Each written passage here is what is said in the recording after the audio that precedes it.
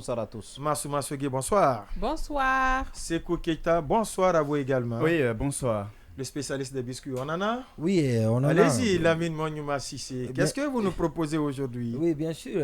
Très rapidement. Deux choses très rapidement. Ouais, la première chose, c'est un constat.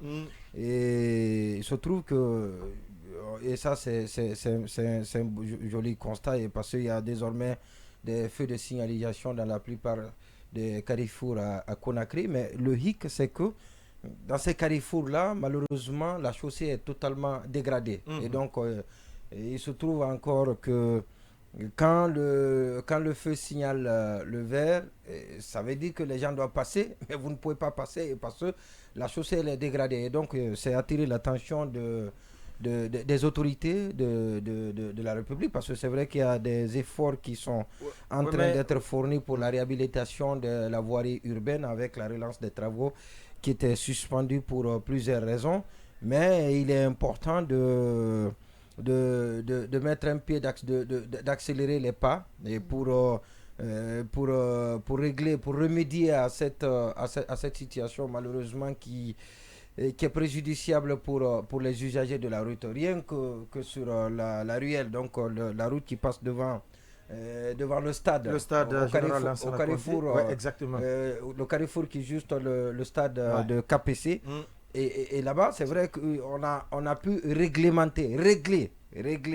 de la bonne des manières, donc le feu de signalisation qui n'était pas bien réglé. Mais aujourd'hui, malheureusement, vous pouvez passer plus d'une minute, 2 minutes sans traverser le carrefour. Et cela est dû au mauvais état de la chaussée. Donc ça c'est ça. Il en va du même du côté de Koza. Du côté de Koza. Exactement, là-bas aussi c'est très dégradé. Oui, et même du côté de la tannerie. Donc c'est partout d'ailleurs, c'est presque tous les carrefours. À Bambeto, c'est la même chose. Pas que les carrefours, c'est toutes les rues. Oui, mais pour le cas des carrefours, c'est ceux qui provoquent davantage les embouteillages. Préoccupant, voilà, c'est encore préoccupant. Oui, parce que quand c'est linéaire, vous pouvez vous mettre de côté et puis l'autre peut passer. Mais quand c'est les carrefours, ça crée de retard. D'abord, naturellement, les carrefours engorgent. Mais si à cela s'ajoutent maintenant les nids de poules, ça va aggraver la situation. C'est une évidence. Oui, avec l'occupation, bien évidemment, de la chaussée par les vendeurs à la chauvette, on n'a pas réglé ce problème-là. Et pourtant, le retour à la normale doit s'observer d'abord dans la circulation. Et ça, c'est la refondation. Il faut bien. Le ministre, il y a quelque chose à ajouter par rapport à ce qu'il a évoqué. C'est de se poser la question, comment se passe l'entretien? Est-ce qu'il y a un mécanisme de suivi et d'entretien? Parce qu'il arrive parfois, tu arrives à un niveau où tout est au rouge, c'est-à-dire ceux qui descendent ou ceux qui doivent monter, c'est au rouge. Vous êtes tous. En fait, là, ça devient du n'importe quoi. C'est-à-dire, ceux qui sont effrontés, on passe et ça crée énormément de problèmes. Si c'est au niveau d'un seul carrefour, on peut comprendre, mais c'est récurrent. Ou parfois, vous venez, vous trouvez, ça ne s'allume même pas. Et je pense que si c'est un problème d'entretien, il faut vraiment suivre de près parce que quand même, ça aide le ministre ça régule un peu la circulation. Qu'il soit remercié de passage. Allez-y. Il soit remercié, il a pris d'autres initiatives malheureusement qui n'ont pas prospéré pour des raisons que nous connaissons. On peut revenir là-dessus. Allez-y, oui. Alors, l'autre chose, je l'ai toujours dit, mais il y a toujours de la puanteur à la Lunagui. Alors, ce qui se passe, c'est encore très grave. Qu'est-ce qui s'y passe, Lamine Monyouma Sissé? Là, vous nous surprenez, là. Oui, non, c'est vous qui êtes surpris, sinon les gens ne sont pas surpris. Et tout le monde sait que ça ne va pas à la Lunagui. Ah non, moi c'est ma première nouvelle. Oui, je vais reprendre. Je vais prêter l'expression à Massouma qui dit que je suis dans le déni. Voilà, vous êtes dans le déni. Pas du tout. L'expression en masse. Pas du tout. Alors, et ce qui se passe, pour revenir, pour être beaucoup plus sérieux, ce qui se passe à la Lunagui, c'est que les rouleaux qui permettent aux parieurs de parier, et parce que c'est sur les rouleaux il y a les programmes. Les entrants, les entrants sont en manque. Les gens veulent parier et ça, vous pouvez faire votre enquête. Et d'ailleurs, c'est bien que cela soit dit devant le rédacteur en chef. Donc, ça sous-entend que la clientèle a augmenté. Ça, c'est la loi du marché, Lamine Monyouma Sissé. Entre l'offre et la demande, si certainement par le passé, il y avait 1000, 2000, 3000 parieurs et avec la suppression des activités de Guinée Game, certainement, il y a une multiplication de clientèle. Cela va être résolu au fur et à mesure. Pas forcément. Alors, ce que vous dites est encore très grave. Pas du tout. Non, ce que vous dites est très grave. C'est pas lié à ça. Non, vous n'avez rien compris. C'est pas lié à ça. Je sais qu'il ne s'y connaît rien. mais encore, il est en train d'enfoncer la direction. Et parce que même si c'est toute la Guinée qui doit jouer, les dispositions doivent être prises. Et parce que la commande est faite plus tôt. Donc nous savons. Par le passé, on faisait une commande et qu'on n'utilisait pas tout. Et regardez ce qui se passe. Il est venu, l'actuelle équipe dirigeante qui a réglementé cela. Non, regardez comment ça se passe. Allez-y, oui, très rapidement. C'est une programmation.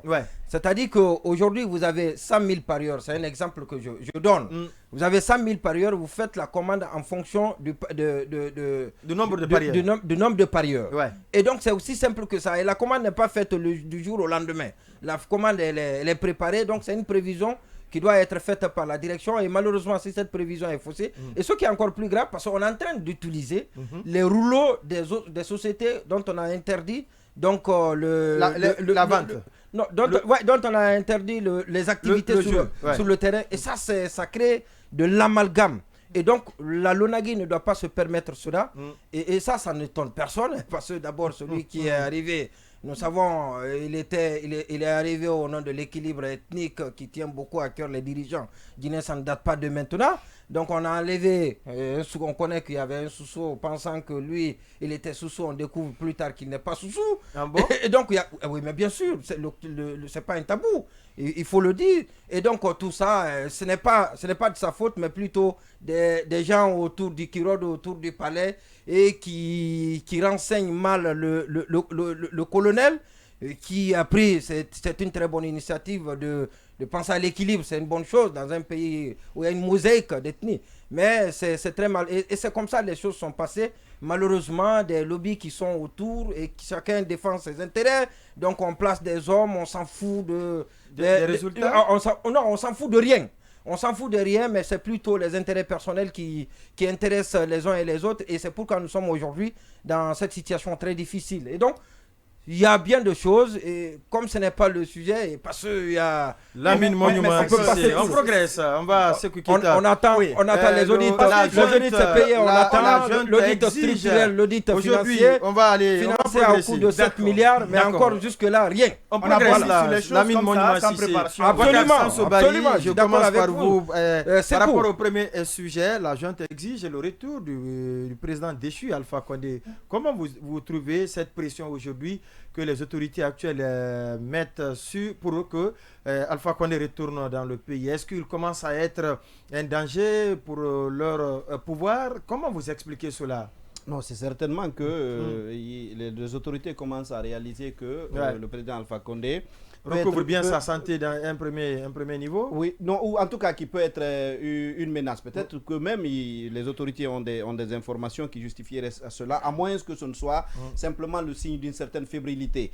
Maintenant, la question est de savoir, est-ce que aujourd'hui, les autorités ont la capacité de ramener le président Alpha Condé au pays? La question demeure posée. Ça, on va dire, le chantage a fonctionné vis-à-vis des autorités émiraties. Oui. Est-ce que ça fonctionnera de la même façon avec Erdogan? La question demeure posée parce que Erdogan, on va dire, c'est pas nécessairement un saint. Et le bras de fer, ça le connaît. Je ne pense pas que ce soit quelqu'un qui se plie aussi rapidement à ce type de chantage. Peut-être même, moi je me demande même, est-ce qu'il n'y a pas des risques à aller au bras de fer avec un type comme celui-ci qui a comme ami Vladimir Poutine. Je ne sais pas si les autorités guinéennes qui ont déjà des problèmes avec une partie de la communauté internationale, est-ce que ce n'est pas risqué de vouloir engager notre bras de fer, notamment avec Erdogan? Et ceci dit, je comprendrais qu'elle s'inquiète de possibles menaces pouvant venir du président Alpha Condé, mais je dis que probablement il y a des méthodes plus subtiles, il y a des méthodes plus diplomatiques à employer pour voir dans quelle mesure, pas nécessairement pour que le président Alpha Condé revienne au pays, mais dans quelle mesure faire en sorte que ces menaces soient le plus réduites pour ne pas que, encore une fois, que ce soit un bras de fer qui peut être préjudiciable à elle et à la Guinée qui soit engagé avec Erdogan. Oui, Lamine Monument, c'est sur la même question.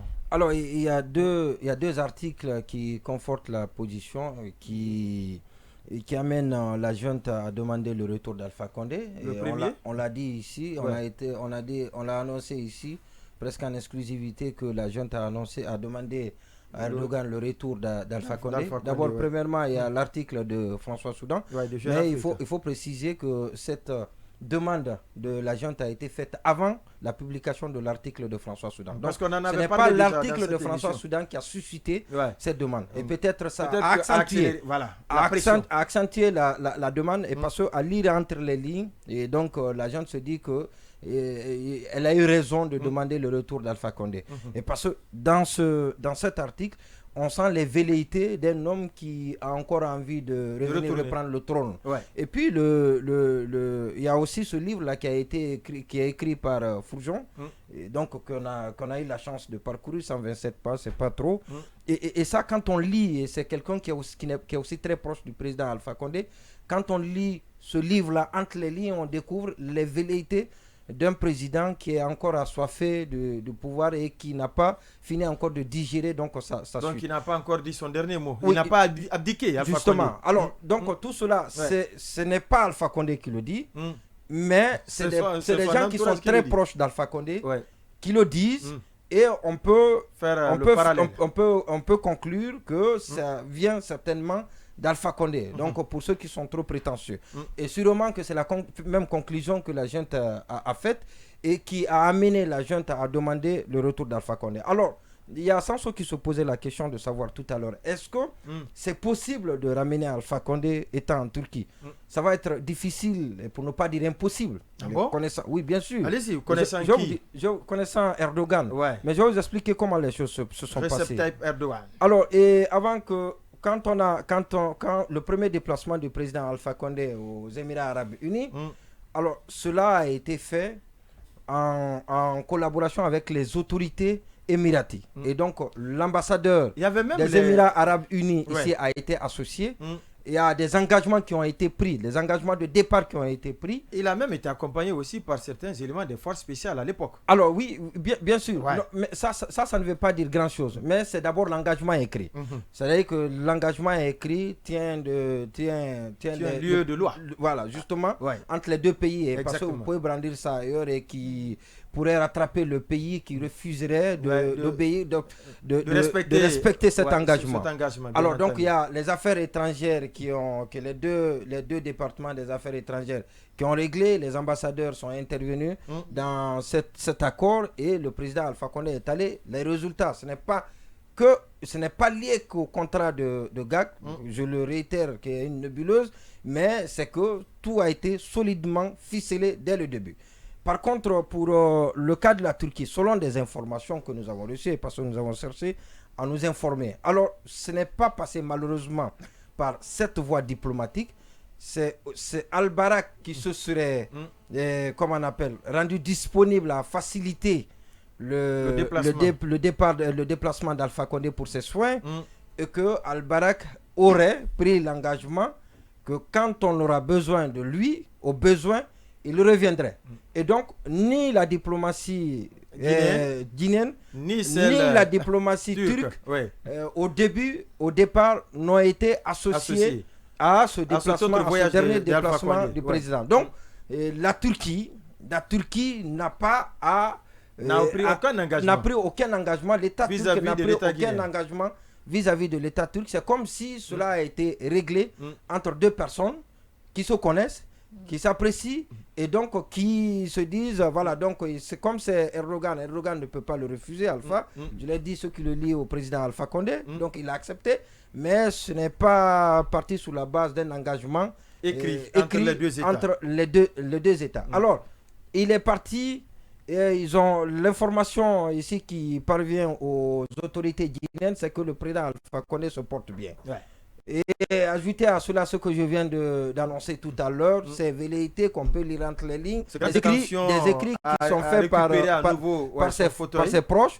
Et il a été demandé à l'État turc de le laisser venir, ce que l'État turc n'a pas fait. Et l'autre précision importante, le président Alpha Condé est parti sans son passeport, et ça c'est une réalité.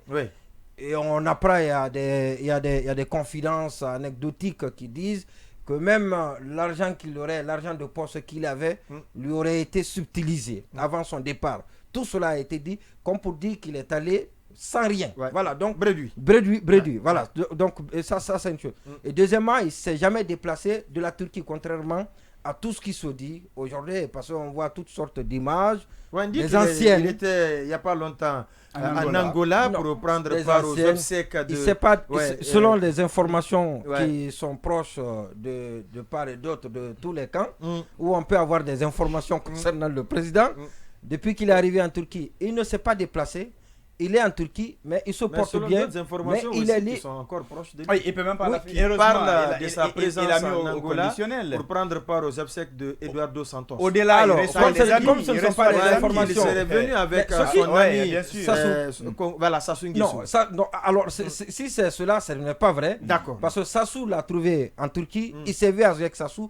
Sassou a quitté Turquie et laissé le président Alpha Condé. D'accord. Je ne sais pas si après il a rejoint Sassou au Congo, en Angola, mais non, au Congo pour que les deux viennent ensemble. Voilà, donc ils se sont vus. Oui, mais ce n'est pas la première fois. Quand il est arrivé ici au début des années 90, il n'avait pas non plus de passeport. Okay. Ah voilà, on lui avait retiré son passeport.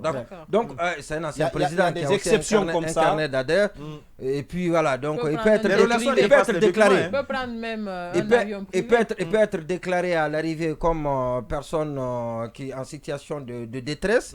Et donc comme un exilé et qui est en situation de détresse. Et tout cela est possible. Voilà, donc dans la diplomatie. Qu'est-ce qu'il faut encore rajouter? Et ce qu'il faut rajouter, c'est qu'encore une fois, ça va être très difficile. Pour la junte. Et la question embarrasse beaucoup plus la junte. Ce n'est pas que lié à cette plainte déposée contre Alpha Condé. Voilà, donc non, ce n'est pas lié qu'à ça, mais c'est plutôt à certaines sorties qui peuvent donner de la trouille. D'accord. Oui. Bon. Moi, je pense que ça ressemble un peu à de la comédie. J'ai comme l'impression qu'on est en train joue à de la comédie. On est en train de nous Conakry, mais bien sûr que c'est Conakry, ça n'a rien à voir avec Ankara. Je pense que dès le départ, on connaît bien le caractère de Erdogan. Dès le départ, la gente savait que ce qu'elle faisait, c'est clair que après, en dehors de la Guinée, ils n'auront pas de pression, ils n'auront pas de moyen de pression, en tout cas efficace, pour faire venir Alpha Condé à la date voulue. Ça, c'était connu. C'était connu et j'ai même l'impression que ça a été fait à dessein. C'est-à-dire, demain, quand on va mettre la pression sur la junte pour dire on a laissé Alpha sortir tranquillement, eh bien, c'est pour dire non, on a tout fait pour que la Turquie accepte, si je vais maintenant utiliser le terme extradé, pour qu'on puisse le juger ici ou pour qu'on puisse le poursuivre, et que Erdogan a refusé. C'est-à-dire on trouve des prétextes solides et qui pourront éventuellement justifier un peu. Je pense qu'au départ, c'était ça l'objectif.